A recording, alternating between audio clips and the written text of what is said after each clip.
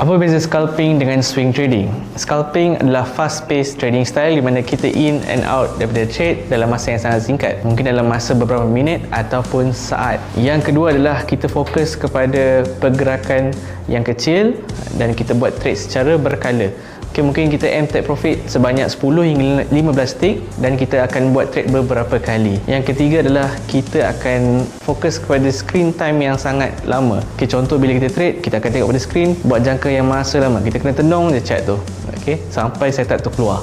Yang keempat, ini adalah sesuai untuk orang yang berani membuat tindakan yang pantas, suka mengambil risk dan juga boleh handle stres yang tinggi. Manakala swing trading pula adalah slow pace trading style di mana kita akan trade pegang selama beberapa hari ataupun minggu. Yang kedua, kita fokus kepada pergerakan price yang sangat besar dan trade hanya beberapa kali saja dalam masa seminggu ataupun sebulan. Dan yang ketiga, kita perlukan screen time yang sangat rendah. Okay, maksudnya kita tak tengok chart tu lama, kita hanya mungkin tengok dalam masa sehari 2-3 kali saja untuk monitor position kita. Dan yang keempat adalah ini sesuai untuk orang yang mempunyai full time job, okay, 9 to 5, busy dengan kerja, tak ada masa untuk tengok chart.